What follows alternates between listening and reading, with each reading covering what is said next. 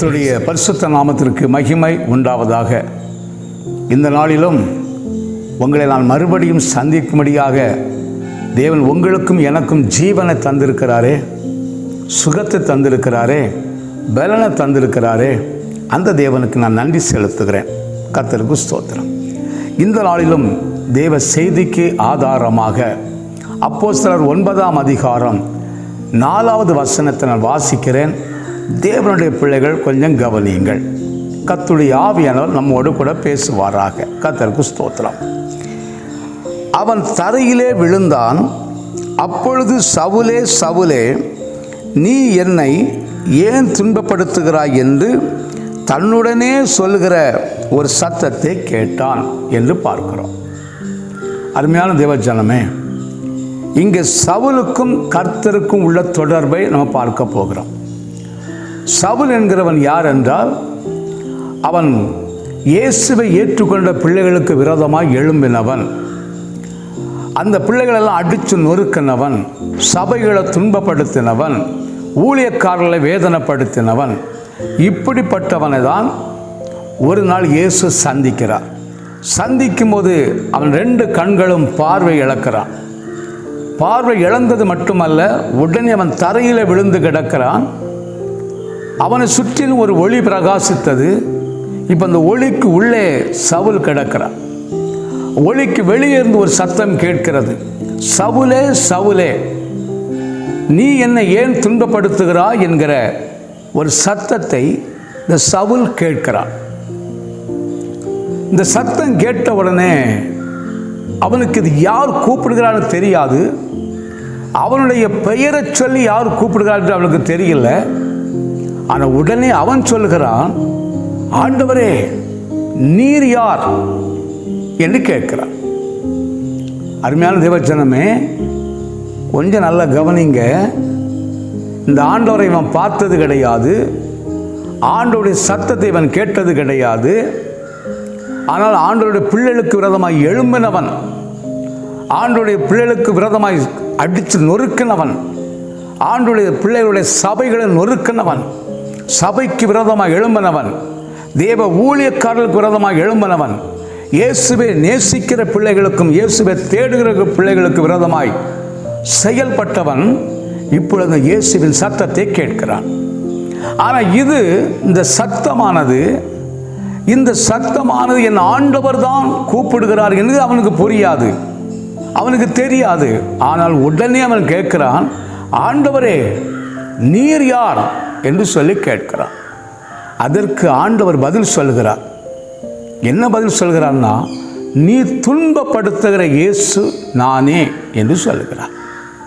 நீ துன்பப்படுத்துகிற இயேசு நான் தான் அப்படின்னு சொல்கிறார். பாருங்க, அருமையான தேவச்சனமே, இப்போ இந்த சவுலுக்கும் இந்த கர்த்தருக்கும் தான் பேச்சுவார்த்தை நடக்க இருக்கிறது. கர்த்தருக்கு ஸ்தோத்திரம். இங்கே கவனித்து பாருங்கள்.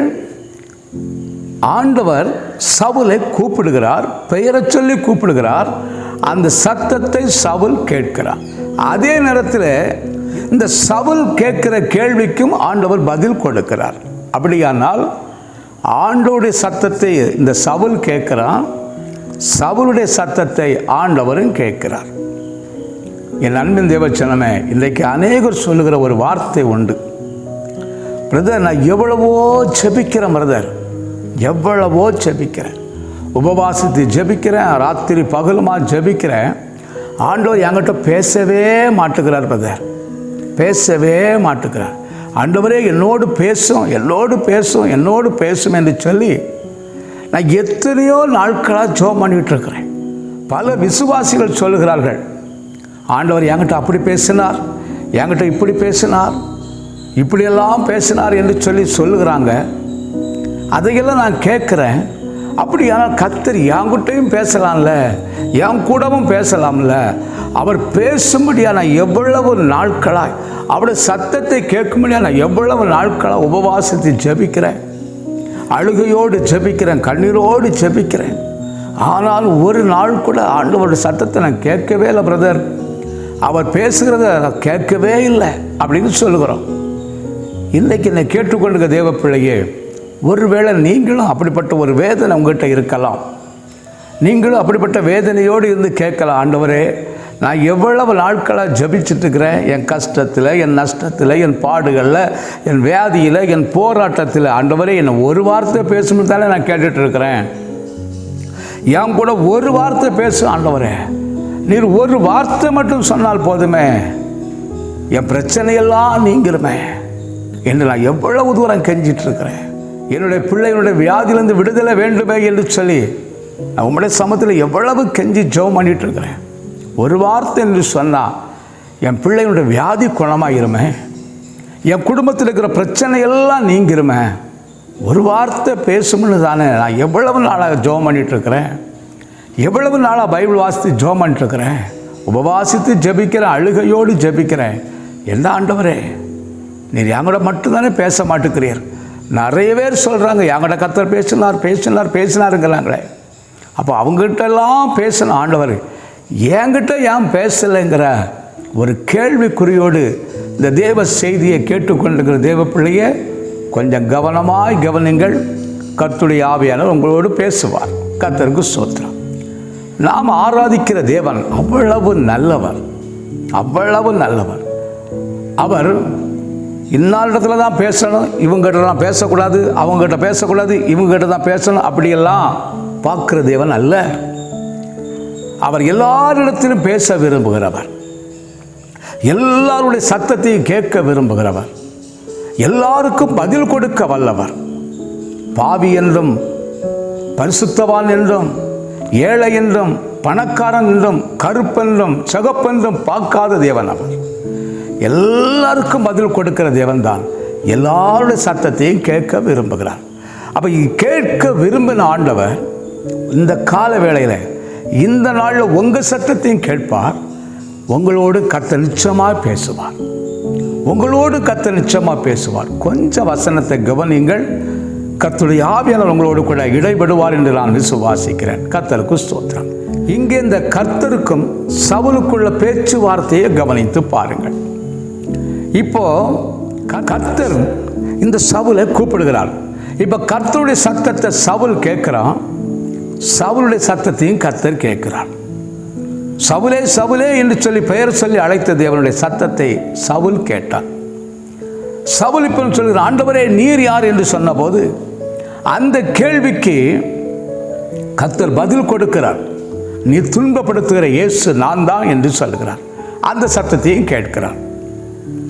அடுத்த ஸ்டெப் அவன் கேட்கிறான், ஆண்டவரே அப்படியானால் நான் என்ன செய்ய சுத்தமாக இருக்கிறீர் என்று கேட்கிறான்.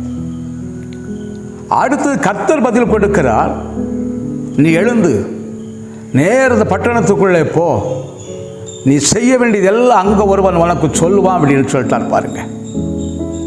அப்போ இந்த சவுல் கேட்கிற கேள்விக்கு கர்த்தர் பதில் கொடுக்கிறார். அப்போ கர்த்தர் கொடுக்கிற பதிலை சவுல் நல்ல தெளிவாக கேட்கிறான். அதே போல சவுல் சொல்லுகிறது கர்த்தர் தெளிவாக கேட்கிறார், கேட்டு பதில் கொடுக்கிறார். இப்போ இந்த கர்த்தர் சொன்ன வார்த்தையை அப்படியே கேட்டு அந்த வார்த்தைக்கு அடுத்த ஸ்டெப்பு கீழ்ப்படுகிறான். கர்த்தருக்கு ஸ்தோத்திரம். அடுத்த ஸ்டெப்பு கீழ்ப்படுகிறான். அப்படியா கர்த்தர் என்ன சொன்னாரோ அதை செய்வதற்கு அவன் ஆயத்தமாயிட்டான், செய்வதற்கு ஆயத்தமாயிட்டான். ஆனால் எந்த கேள்வியும் கேட்கலைவன். ஆண்டவரே எனக்கு தான் 2 கண்ணும் தெரியாதில்ல, நான் எப்படி அந்த ஊருக்கு போவேன், நான் எப்படி அந்த பட்டணத்துக்குள்ளே போவேன், எனக்கு போக தெரியாது, அதனால் நீங்கள் சொல்ல வேண்டிய வார்த்தைகளை இங்கே வச்சு சொல்லிடுங்க அப்படின்னு உள்ள அவன் கேட்கல. ஆண்டவர் சொன்ன சத்தத்தை அவன் கேட்டு அடுத்தது அப்படியே கீழ்ப்படிந்தான். கண்ணு தெரியாதவனாக இருந்தாலும் 2 பேரையாவது கூப்பிட்டுட்டு போயிட்டான். நேர தேவன் சொன்ன வார்த்தைக்கு கீழ்ப்படிஞ்சு போயிட்டான். என் அன்பின் தேவச்சனமே, நம்ம நல்லா தானே ஜெபிக்கிறோம், உபவாசம் பண்ணி தானே ஜெபிக்கிறோம், போராடி தானே ஜெபிக்கிறோம், பல நாட்களாக பல மாதங்களாக ஜெபிக்கிறோம். ஆனால் நம்முடைய சத்தத்துக்கு இன்னும் தேவன் செவி கொடுத்தது மாதிரின்னு தெரியல. அவருடைய சத்தத்தை நம்ம இன்னும் கேட்காம தானே ஓடிக்கிட்டு இருக்கிறோம். ஆண்டவரே என் கூட பேசும் இதுவரை பேசலையே, என்ன காரணம்? ஒரு காரியத்தை நீங்கள் கவனிக்கணும். ஒரு தகப்பனும் மகனும் ஒரு வீட்டுக்குள்ளே இருக்கிறார் என்றால் மகனுக்கு ஃபீஸ் கட்டணும், ஸ்கூலில் ஃபீஸ் கட்டணும். அந்த பையன் ஓடியே வருவான், அப்பா அப்பா எனக்கு ஸ்கூலுக்கு ஃபீஸ் கட்டணும்பா. எவ்வளோ கட்டணும்? 1200 கட்டணும், இன்னைக்கு கட்டணும், கட்டலைன்னா என்ன ஸ்கூலில் இருத்த விட மாட்டாங்க, வெளியே தள்ளிடுவாங்க. சரிடா, இன்னைக்கு என்கிட்ட ரூபாய் இல்லை, நாளை கழித்து நம்ம அந்த பணத்தை கட்டிடலாம்னா போய் அங்கே சொல்லு, இன்றைக்கி ஸ்கூலுக்கு போ அப்படிம்பார்.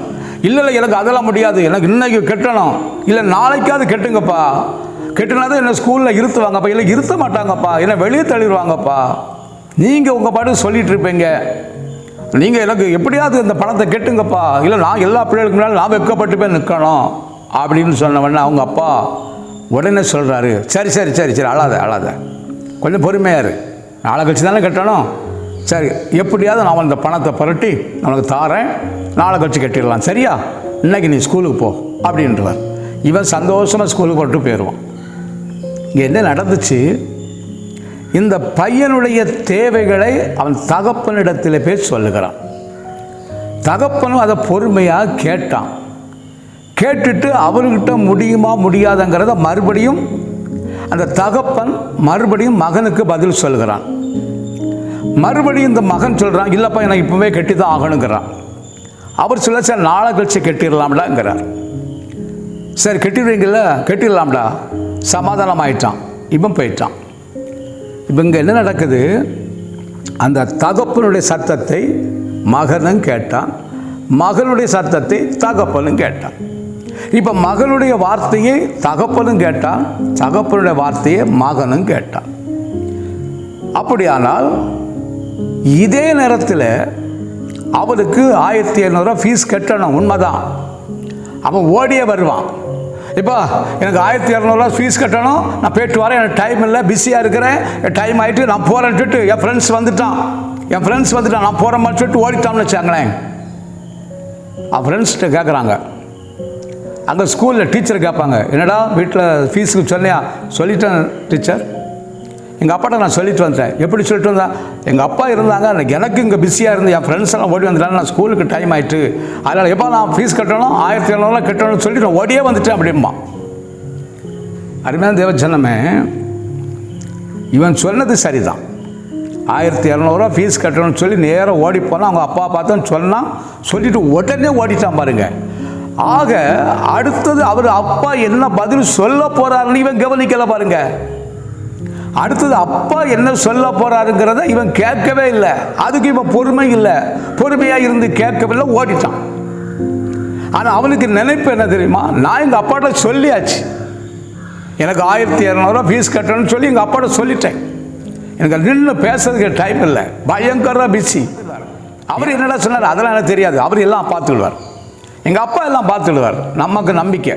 இவன் என்ன சொல்கிறான், அப்பா என்னடா சொன்னார், அப்பா எல்லாம் பார்த்துடுவாருங்க, எனக்கு அதெல்லாம் தெரியாது, நான் அப்பாட்ட சொல்லியாச்சு, இனி அவர் தானே ஃபீஸ் கட்டணும், பணம் அவர் தானே தரணும், அவர் தருவார், நான் அப்பாட்ட சொல்லிட்டோம்லங்கிறார்.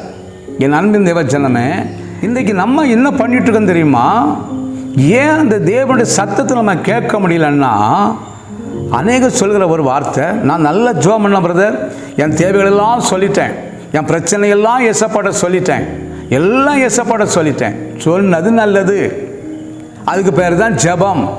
சரி, உங்கள் தேவைகளெல்லாம் நீங்கள் சொன்னீங்க, உங்கள் ப்ராப்ளம் எல்லாம் சொல்லிட்டீங்க, நல்லது. ஆனால் அடுத்து அதுக்கு தேவன் கர்த்தராகிய இயேசு கிறிஸ்து என்ன பதில் கொடுக்கிறார்னு இருந்து கேட்டீங்களா? இல்லை. நான் சொல்லியாச்சு, முடிஞ்சு, நான் போகிறேன், டைம் தீர்ந்து போச்சு, எனக்கு ஒரே பிஸி, அங்கே போகணும் இங்கே போகணும் எனக்கு பயங்கர பிஸி, அதனால் நான் படன்னு ஜோம் பண்ணி முடிச்சுட்டு நான் கிளம்பிட்டேன் அப்படிங்கிறீங்க. ஆனால் அந்த அப்பா அடுத்தது என்ன பதில் சொல்லுகிறாரு, தர முடியுமா தர முடியாது, 2 நாள் கழியணுமா இல்லை 1 மாதம் கழியணுமா அப்படிங்கிறது அவர் சொல்லணும்ல, அவர் சொல்லுகிறத நம்ம கேட்கணும்ல. ஒன்றுமே கேட்க மாட்டோம். ஆனால் நம்ம என்ன செய்வோம், நான் சொல்லியாச்சுங்கிறோம். அருமையான தேவச்சனமே, நீ கொஞ்ச நேரம் அவர்கிட்ட சொன்னதுக்கே இன்னைக்கு பாருங்க, அருமையான தேவச்சனமே, நம்ம என்ன சொல்கிறோம், நான் ஜெபம் பண்ணியாச்சு, ஆனால் அவர் என்கிட்ட பேசவே இல்லை. நான் ஜெபம் பண்ணியாச்சு, அவர் என்கிட்ட பேசவே இல்லை. பேசுறதுக்கு நீ இருந்து கேட்கணும்ல, நீ உட்கார்ந்து கேட்கணும்ல. பயங்கர பிஸியாக நீங்கள் இருந்தீங்கன்னா, நீங்கள் அநேக குடும்பங்களில் பார்த்தீங்கன்னா பைபிளை வாசிக்க நேரம் இல்லை, ஜெபம் பண்ண நேரம் இல்லை, அப்படி நின்றுக்கிட்டே ஓடுவான் பாருங்க. சோதரம் ஆண்டவரே நான் போகிறேன் காத்துக்கிடுங்க, வீட்டு வரான்ப்பா கர்த்தாவே சோத்திரம் போக்கில் வரத்தில் என்னை காத்துக்கிடுங்க, வாகனத்தில் எந்த பிரச்சனை வந்துடக்கூடாதுன்னு சொல்லி இவன் கடன்னு சோமனிட்டு ஓடிட்டே இருப்பான். அவர் என்ன சொல்ல வருவார் தெரியுமா? பார்த்துப்போ, பைக்கில் போகும்போது எதில் அங்கே ஒரு ஆக்சிடென்ட் ஆகிருக்கு, உனக்கு அதே பாதையில் போகாத, வேறு இடத்தோடி போகணுன்னு சொல்லி அவர் சொல்ல வருவார். இவன் கேட்டால் தானே, நின்று கேட்டால் தானே, கேட்க மாட்டான்ல. இன்றைக்கி அநேகர் என்ன செய்கிறோம்? எந்த காரியத்துக்கு போனாலும் ஜெபம் பண்ணிட்டு தான் போவோம், இல்லைன்னு சொல்ல முடியாது. எல்லா காரியத்தையும் ஜெபம் பண்ணி தான் போவோம். ஆண்டவரே என் மகளுக்கு ஒரு நல்ல மாப்பிள்ளையை பார்க்க போகிறேன், இந்த சம்பந்தமாவது அமையணும், போயிட்டு வரையா, காத்துக்கிடுங்க, நீங்கள் தான் பேசணும், நீங்கள் தான் செயல்படணும். ஆண்டவரே எங்களை முன்பதாய் கடந்து சென்று கோணலான எல்லா வழிகளையும் செவ்வையாக்கணும்னு சொல்லி எல்லா வசனத்தை வச்சு ஜெபம் பண்ணிட்டு தான் போவோம். நல்லது, அப்படி தான் போகணும். ஆனால் அதே நேரத்தில் கர்த்தர் அடுத்து பதில் சொல்வார். போகாத, அவன் சரி வரமாட்டான், அவன் குடிகார பயலாக இருக்கிறான், உனக்கு அவன் பார்வைக்கு தான் நல்லா இருக்கிறான், உள்ளத்தில் பயங்கர குடிகார பயலாக்கும், அவனை சம்மந்தம் பேசாத, உன் பிள்ளைக்கு வாழ்க்கை சரி வராதுன்னு சொல்லி கர்த்தர் பேசுவார். நின்று கேட்டால் தானே, நின்று கேட்டால் தானே முடிஞ்சு. அதுக்கடையில் அங்கே ஆட்கள் வரும், வாங்க டைம் ஆகிட்டுன்னு சொன்னால் இவன் ஜெபத்தை பாதியில் கட் பண்ணிட்டு போயிடுவான். அந்த அம்மா ஜெபத்தை பாதியில் கட் பண்ணிட்டு போயிட்டு வரப்பா, காத்துக்கிடுங்கப்பா, எப்பா எந்த பாதிப்பும் வந்துடக்கூடாது, நல்ல சம்பந்தமாக அமையட்டும், ஓடுவோம்ல. அங்கே ஆட்கள் கூப்பிட்டுட்டு வா வா வா வா டைம் ஆயிட்டுன்னு ஏசு கிறிஸ்து பார்ப்பாரு. நான் சொல்கிறது நீ கொஞ்சம் கேள, நான் சொல்கிறத கொஞ்சம் கேளாம்பார். கேட்டால் தானே, நின்று கேட்கறதுக்கு நமக்கு டைம் இல்லைல்ல, பயங்கர பிஸியெல்லாம் நம்ம இருப்போம். இன்றைக்கி ஜெபமே பிஸியாக தானே பண்ணுகிறோம். சர்ச்சுக்கு போகிறதுக்கு டைம் இல்லை, அங்கே போய் ஜெபத்தை பண்ணதுக்கு டைம் இல்லை. சர்ச்சில் அந்த எப்போடா காணிக்க போடுவான், காணிக்க போட்டு எப்போடா வெளியே கிளம்பணும் தானே இருக்கிறோம். அங்கே தேவ செய்தியை கேட்க மனசு இல்லை, மன பாரத்தோடு போயிருப்போம். அங்கே தேவ செய்தி நம்மளோடு கூட பேசுமே, கேட்டால் தானே, இருந்து கேட்டால் தானே.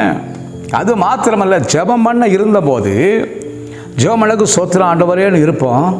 இருக்கும்போதே அங்கே குழம்பு என்ன ஆச்சா தெரியலையே, குழம்பு என்னாச்சுன்னு தெரியல, மீன் சட்டி பற்றிட்டா, சிக்கன் வெந்தாச்சான்னு தெரியல, பிள்ளை கரெக்டாக 1 மணிக்கு வந்துடுவானே, சாப்பாடு கொடுக்கணுமே அப்படிங்கிற எண்ணம் அங்கே போயிடும். பார்த்துக்காங்க. அப்படி போயிட்டுன்னா கர்த்தர் சொல்லுறது நம்ம எப்படி கேட்குது, அவர் பேசுகிறது நம்ம எப்படி கேட்குறது? நமக்கு சிந்தனை முழுவதும் குழம்பு, சிக்கன், மீன் இந்த மாதிரி ஐட்டம்ஸில் போகும்போது நம்ம தேவ சத்தத்தை எப்படி கேட்குது?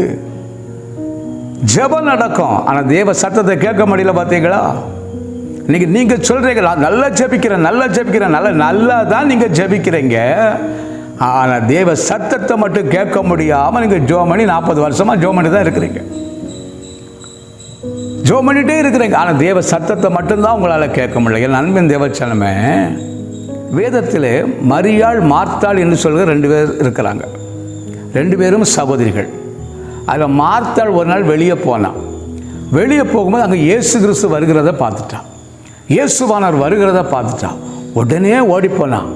இயேசுவை பார்த்தாள். எங்கள் வீடு பக்கத்தில் தான் இருக்குது, வந்துட்டு போங்கன்னு சொல்லி கூப்பிட்டா பாருங்க. இயேசுவும் அவரோட வார்த்தைக்கு செவி கொடுத்து அப்படியே கூட வந்துட்டான். அவரை வீட்டுக்கு கூட்டிகிட்டு வந்து நேராக ஒரு சேரை போட்டு உட்கார வச்சுட்டான். உட்கார வச்சுட்டு இதில் உட்காந்துக்காங்க, நான் உங்களுக்கு எல்லாம் சாப்பிட்றதுக்கு ஏதாவது செஞ்சுட்டு வரட்டு நேராக போய் இவன் கிச்சனில் போய் நின்று சமையல் வேலை பண்ணிக்கிட்டே இருக்கிறார். இயேசு கிறிஸ்து உட்கார்ந்துட்டே இருக்கிறார். அவளுடைய வீட்டில் தான் உட்காருகிறார். இப்போ இயேசு தனியாக இருக்கிறார், இவன் அங்கே கிச்சனில் வேலை செஞ்சுக்கிட்டு இருக்கிறார். இப்போ இயேசுகிட்ட பேச்சு துணைக்கு ஆள் இல்லை. அங்கே இன்னொரு சகோதரி தான் மரியாள் என்று சொல்லக்கூடியவ இருக்கிறார். அவள் பையன் வந்து எட்டி பார்க்க, அங்கே யார் வந்திருக்காருன்னு எட்டி பார்த்தா இயேசு. இவன் உடனே பார்த்தா இயேசுலாம் வந்திருக்கிறான்னு நேராக ஓடிப்போய் அவருடைய பாதத்தில் உட்கார்ந்து அந்த இயேசு சொல்கிற அத்தனை வார்த்தைகளையும் வசனத்தையும் அவர் சொல்ல இவன் கேட்டுக்கிட்டே இருந்தான். அவர் சொல்ல இவ கேட்டுக்கிட்டே இருக்கிறா பாருங்க, கேட்டுக்கிட்டே இருக்கிறா பாருங்க. இயேசுவும் சொல்லிக்கிட்டே இருக்கிறான். இப்போ இவன் மரியாளும் கேட்டுக்கிட்டே இருக்கிறான். இப்போ இயேசுவுக்கு மரியாளுக்கு தான் பேச்சுவார்த்தை நடந்துக்கிட்டே இருக்கு. இந்த மார்த்தா கூட்டிட்டு வந்தா பாருங்க, அவ சிக்கன் வச்சுட்டு இருக்கா, அவ கிச்சனில் வேலை பார்த்துக்கிட்டே இருக்கிறான்.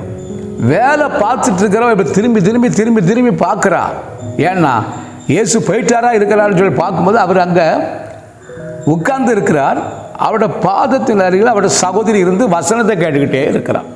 அவர் சொல்லுகிறதான வார்த்தைகளை கேட்டுக்கிட்டே இருக்கிறார். இது அன்பின் தேவச்சனமே, இதை பார்த்ததான மார்த்தாளுக்கு டென்ஷன் ஆகிட்டா பாருங்க, பயங்கர டென்ஷன் ஆகிட்டா.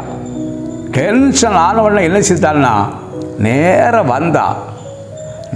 வந்து இயேசுவை வீட்டுக்கு கூட்டிகிட்டு வந்தவன் இவ தானே. இவன் நேராக இயேசுகிட்ட வந்தா, பயங்கர சண்டை. கூட்டிகிட்டு வந்த இயேசுகிட்ட இவ பயங்கர சண்டை. மார்த்தா தான் கூட்டிகிட்டு வந்தவ கேட்குறா, உமக்கு கொஞ்சம் கூட கவலை இல்லையா? உமக்கு கொஞ்சம் கூட கவலை இல்லையா? சொல்லுங்க அப்படி காப்பாருங்க. இயேசுக்கு ஒன்றுமே புரியலை, பார்த்துட்டே இருக்கிறாரு. என்ன மார்த்தாளே, நீ தானே என்னை கூட்டிகிட்டு வந்த, உன் கவலையெல்லாம் போக்குவதற்கும் உன் குறைவெல்லாம் நிறைவாக்குவதற்கும் நீ தானே என்னை கூட்டிகிட்டு வந்தே சரிதான். இப்போ நான் தனியெல்லாம் இருந்து வேலை செஞ்சிட்ருக்கிறேன், தனியாக தானே இருந்து நான் வேலை பார்த்துட்ருக்கிறேன். அவள் உங்கள் பாதப்படியிலேருந்து நீங்கள் சொல்லுறதெல்லாம் கேட்டுக்கிட்டுலாம் இருக்கிற எவ்வளோ பொறுமையாக கேட்டுட்ருக்கா. என் கூட கொஞ்சம் ஹெல்ப் பண்ணலாம்ல, என் கூட இருந்து அவளுக்கு இந்த காய்கறி வெட்டலாம்ல, சிக்கனையாவது கழுவலாம்ல. நான் உங்களுக்கு தானே இவ்வளோ பணிவிட செஞ்சிட்ருக்கிறேன், ஆனால் உங்களுக்கு என் மேலே ஒரு கவலை இல்லை, ஒரு அக்கறை இல்லை. நான் தானே கூட்டிகிட்டு வந்தேன், நான் தானே வீட்டுக்குள்ளே இருந்தேன். உங்களை உங்கள் உட்காருங்கன்னு சொன்ன நான் தானே. அவள் ஏதாவது செஞ்சாளா? கூப்பிட்டாளா? உங்களை ஒரு சேரை போட்டு கொடுத்தாளா? உங்களை உட்கார சொன்னாளா? ஒன்றுமே சொல்லலை. நீங்கள் வந்து இருந்ததை பார்த்தாலும் உங்கள் பாதப்பட்டியில் உட்காந்துட்டு பேசாமல் நீங்கள் சொல்லுறதெல்லாம் கேட்டுகிட்டே இருக்கிறா. எனக்கு கோபம் வருமா வராதா? உங்களுக்கு கொஞ்சம் கூட என்னை பற்றி கவலையே இல்லை அப்படின்னு சொல்லி அவள் கூட்டிகிட்டு வந்த இயேசு விட்டே சண்டை போட ஆரம்பிச்சிட்டா. பார்த்தீங்களா? இன்னைக்கு எத்தனை பேர் சண்டை போட்டுருக்கேன்னு தெரியுமா? எத்தனை பேர் சண்டை போட்டுட்டு இருக்கிறீங்க? என்ன ஆண்டவரே, நான் எவ்வளோ நாளாக ஜெபம் பண்ணிட்டு இருக்கிறேன், போராடி தானே ஜெபிக்கிறேன். நான் தானே உண்மை கூப்பிட்டேன், இயேசுவே வாருன்னு நான் தானே கூப்பிட்டேன். அவள் கூப்பிட்டாளா? இல்லை. அவளோடு நீர் பேசிட்டு இருக்கிறீர், கூப்பிடாதவட்ட பேசிட்டு இருக்கிறீர், இருந்து பேசிட்டு இருக்கிறீர். நீ சொல்லுகிறதில் அவள் கேட்டுட்டு இருக்கிறா. அப்போ நான் எங்கே போகிறது? அப்போ எனக்கு டென்ஷன் ஆகுமா ஆகாதா? இன்றைக்கி நம்ம என்ன சொல்கிறது தெரியுமா? இயேசுவே, எவ்வளவு நாட்களை நான் ஜெபிக்கிறேன், எவ்வளவு நாளாக நான் போராடுகிறேன், எவ்வளவு நாளாக நான் அழுகிறேன், எவ்வளவு உபவாசம் பண்ணுகிறேன், அவ்வளோ உபவாசம் பண்ணிக்கிட்டோம். அத்தனை நாள் நான் உபவாசம் பண்ணிக்கிட்டு என் கூட நீர் பேசவே இல்லை, என் சத்தத்தை நீ கேட்கல. அந்த இயேசுவுக்கு கண் இருக்கா? அந்த இயேசுவுக்கு காது இருக்கா? அவர்கிட்ட வாய் இருக்கா? பேசவே மாட்டேங்கிறார். ஆனால் கூப்பிடாதவர்கிட்ட பேசிட்டு இருக்கிறாரு, அவரை தேடாதவர்கிட்ட பேசிட்டு இருக்கிறாரு அப்படின்னு சொல்லி நம்ம எத்தனை நாள் சண்டை போட்டிருப்போம், எத்தனை பேர்கிட்ட சொல்லியிருப்போம். என்ன சிஸ்டர், நான் வந்து எத்தனையோ நாட்களாக ஜெபம் பண்ணிட்டு தான் இருக்கிறேன், ஆனால் ஒரு நாள் கூட என் ஆண்டவர் என்கிட்ட பேசவே மாட்டேங்கிறார். அவருடைய சத்தத்தை நான் கேட்கவே இல்லை இதுவரையெல்லாம். ஆனாலும் அவர் பயங்கர ஆள் தான், அவங்ககிட்ட தான் பேசுவார், நம்மகிட்டலாம் பேச மாட்டேங்கிறார். நான் ஏழை இல்லை, நான் பாவம் இல்லை அப்படின்னு நம்ம சொல்லிட்டு இருப்போம். யார்கிட்ட? இன்னொரு ஆட்டை சொல்லுவோம். யாரை பற்றி? இயேசுவை பற்றி. என் அன்பின் தேவச்சனமே, அந்த மார்த்தாள் கேட்குறா, உமக்கு கொஞ்சம் கூட என்ன குறித்து ஒரு கவலையே இல்லையாங்கிறார். நம்மை குறித்து கவலைப்படுகிற ஒரே ஜீவன் கர்த்தராகிய இயேசு கிறிஸ்து மாத்திரம்தான். அதை நீங்கள் தேவ பிள்ளைகள் புரிந்துக்கிடணும். நம்மை குறித்து நல்ல கவலைப்படுகிற ஒரே ஒரு தெய்வன், ஒரே ஒரு ஜீவன் கர்த்தராகிய இயேசு கிறிஸ்து மாத்திரம்தான். உலகத்தில் நம்ம ஃப்ரெண்ட்ஸு, நம்ம சொந்தக்காரங்கள்லாம் கவலைப்பட்டது மாதிரி இருக்கும், கவலைப்பட மாட்டோம். ஒரு ஆளுக்கு சுகம் இல்லையா, ஆஸ்பத்திரியில் இருக்கிறாங்களா, போய் பார்க்க போவான், 2 ஆப்பிள் பழத்தை வாங்கிட்டு போவான், இல்லை ஆரஞ்சு பழத்தை வாங்கிட்டு போவான். ஐயோ, உனக்காப்பா இந்த வியாதி, உனக்கா இவ்வளோ பெரிய பிரச்சனை, சார் எனக்கே மனசு சங்கடமாக இருக்குது, நான் நல்லா ஜெபம் பண்ணுவேன்னா நீ கவலைப்படாத, சீக்கிரம் உனக்கு குணமாயிரும், சரியா பாட்டா அப்படின்ட்டு வந்துடுவான். வர்ற வழியிலே கூட ஒரு ஆள்கிட்ட பேசிட்டு வருவான். வரணும், இவளுக்கு இதுவும் வரணும், இதுக்கு மேலே வரணும். நான் எத்தனை நாளாக ஜெபம் பண்ணேன் தெரியுமா, இவளுக்கு இப்படியெல்லாம் வரணும்னு சொல்லி நான் ஜெபம் பண்ணிட்டு தான் இருந்தேன். ஆண்டவர் என் ஜெபத்தை கேட்டார், அவளுக்கு வியாதியை கொடுத்தார், ஆஸ்பத்திரியில் தூக்கி வச்சுட்டார். கட்டக்கட்டாங்க அவன் அங்கே கடக்கட்டும். பார்த்தீங்களா, அவனை குறித்து கவலைப்பட்டது போல கவலைப்படுவா, ஆனால் வெளியே வந்து அவனை சாகலையான்னு சொல்லி கேட்பா பாருங்க. ஆனால் இயேசு அப்படி அல்ல, உங்கள் மேலே என் மேலே அவர் கவலைப்படுகிறவர். என்ன கவலை தெரியுமா? இன்றைக்கி உங்கள் மேலே அவர் கவலைப்படுகிறார். உங்களை குறித்து அவர் கவலைப்படுகிறார். என்ன கவலை தெரியுமா? ஐயோ, என் பிள்ளைகிட்ட நான் பேசணும்னு நினைக்கிறேன், அவள் உட்கார்ந்து கேட்கறதுக்கு அவளுக்கு டைம் இல்லைங்கிறாளே. ஐயோ, என் மகனிடத்தில் பேசணும்னு நினைக்கிறேன், அவனுடைய காரியத்தை குறித்து நான் சொல்லணும்னு நினைக்கிறேன், அவன் இருந்து கேட்கறதுக்கு டைம் இல்லைன்னு சொல்கிறானே. ஒரே பிஸின்னு சொல்லி ஜெபம் பண்ணிட்டு ஓடுறானே. அவசரமாக ஜெபம் பண்ணிட்டு ஓடுறான். நான் என்ன சொல்ல வாரேன், என்ன சொல்லணுங்கிறத கூட அவன் கேட்காம ஓடுறானே. அப்படிங்கிற கவலை இன்றைக்கு கர்த்தராகிய இயேசு கிறிஸ்துவுக்கு உங்களை குறித்து தான் இருக்கு. கர்த்தருக்கு சோதனை. இன்றைக்கு என்ன? நல்ல ஜெபம் பண்ண, நல்ல பாட்டு பாடுவோம், ஒரு பைபிள் வாசிப்போம், ஜெபம் பண்ணுவோம். ஜெபம் பண்ணி முடித்தோம்னா இயேசுவின் நாமத்தில் பிதாவே ஆமென் சொல்லிக்கிட்டு நம்ம பாட்டு எந்திரிச்சு போயிடும் பாருங்க. அப்படி ஜெபத்தை முடிச்சு நம்ம பாட்டு எந்திரிச்சு போயிட்டே இருப்போம். ஆனால் கொஞ்ச நேரம் இருப்போமே, மௌனமாக இருப்போமே, தேவன் நம்ம ஜெபத்துக்கு அவர் பதில் தருகிற வரையில் உட்காருவோமே, கொஞ்சம் டைம் எடுப்போமே. 1 மணி நேரம் ஜெபித்த உங்களுக்கு ஒரு 10 நிமிஷம் உட்கார முடியாது? மௌனமாக உட்கார்ந்து ஆவியானவரை நீர் என்னோடு கூட பேசும் என்று சொன்னால் பரிசுத்த ஆவியானவர் உங்களோடு கூட பேசுவார். நீங்கள் வைத்த விண்ணப்பத்திற்கு, நீங்கள் ஜெபித்த ஜெபத்திற்கு அவர் அடுத்தது பதில் தருவார். அதுவரை கொஞ்சம் உட்காருங்க. எந்திரிச்சுலாம் போயிட்டுருக்குறீங்க. அப்போ பரிசுத்த ஆவியானவர் எவ்வளவு தெளிவாக உங்கள்கிட்ட என்னென்ன பேசணுமோ பேசுவார். அதை இருந்து கேட்கறதுக்கு மனம் உங்களுக்கு வேணும், டைம் உங்களுக்கு வேணும். இன்றைக்கி டைம் இல்லை, எல்லாருக்கும் பிஸி. மார்த்தாளை போல் பயங்கர பிஸி. ஆனால் மரியாதை போல் உட்கார்ந்து கேட்பதற்கு மனம் இல்லை. என் அன்பின் தேவச்சனமே, இயேசுவுக்கு விரோதமாக எழும்பின சபலை பார்த்து ஆண்டவர் கூப்பிட்டாருன்னா அவளிடத்தில் கர்த்தர் பேசினாலும் ஏன் உங்கள்கிட்ட பேச மாட்டாரா? அருமையான தேவஜனமே, இயேசுவுக்கு விரோதமாக, தேவனுடைய பிள்ளைகளுக்கு விரோதமாக, சபைகளுக்கு விரோதமாக எழும்பின சபலிடத்திலே கர்த்தர் பேசினார் என்றால் ஏன் உங்களிடத்தில் பேச மாட்டாரா? பேசுவார். அவன் பேசுகிறத, தேவன் பேசுகிறத சவுல் பொறுமையாய் கடந்து கேட்டான் பாருங்க. உங்களுக்கு கேட்க மனம் இல்லையே, அந்த பொறுமை இல்லையே, அந்த டைம் நீங்கள் கொடுக்க மாட்டேங்கிறீங்களே. ஒரே பிஸி. சர்ச்சைக்கு போகிறதுக்கு டைம் இல்லை, செபிக்க டைம் இல்லை, வேதத்தை வாசிக்க டைம் இல்லை, பயங்கர பிஸி. ஆனால் அவர் நம்மகிட்ட பேசணும். நான் பிஸியாக ஓடிக்கிட்டே இருப்பேன், அவர் பின்னாடி ஓடி வந்து என் கூட பேசிக்கிட்டே வரணும்னா நடக்கவே நடக்காது. அதனால் என்னை கேட்டுக்கொள்ள தேவ பிள்ளையே, தேவன் உங்களோடு கூட பேசணும்னா உங்கள் ஜெப வேளையில் ஒரு 10 நிமிஷம் உட்காருங்க. உட்கார்ந்து ஆண்டவரே என்னோட பேசணும்னு சொல்லி நீங்கள் அமைதியாக இருப்பீங்களானால் உங்கள் ஜெபத்தை எல்லாம் கேட்ட ஆண்டவர் உங்களோடு கூட இடைப்படுவார். அந்த பரிசுத்த ஆவியானவர் நல்ல தெளிவாக உங்களோடு கூட பேசுவார். அவருடைய சத்தத்தை நீங்கள் கேட்டால் மட்டும் போதாது, அதன்படி நடக்கவும் நீங்கள் செயல்பட வேண்டும். அப்படி செயல்படுவீர்கள் ஆனால் உங்கள் காரியங்கள் முழுவதையும் கர்த்தர் ஜெயமாக்க வல்லவராய் இருக்கிறார். அந்த தேவனுக்கே மகிமை உண்டாகட்டும். கண்களை மூடி ஜெபிப்போமா? மகா இரக்கமும் கிருபையும் நிறைந்த தேவனே, இந்த நாளில் தேவ செய்தியை கேட்டுக்கொண்ட ஒவ்வொருவரையும் ஆசீர்வதிப்பதாக. அவர்களும் ஆண்டவரே என்னோடு கூட பேசும் என்று சொல்லி யாரெல்லாம் கேட்கிறார்களோ அவர்களோடு நீர் பேசும்படியாக ஜெபிக்கிறேன். தடைகளை எடுத்து போடும், காரியங்களை ஜெயமாக்கித்தாரும். இயேசுவின் நாமத்தில் பிதாவே ஆமென். கலங்காதே பிள்ளை, கர்த்தர் உங்களோடு கூட பேசுவார். ஆமென்.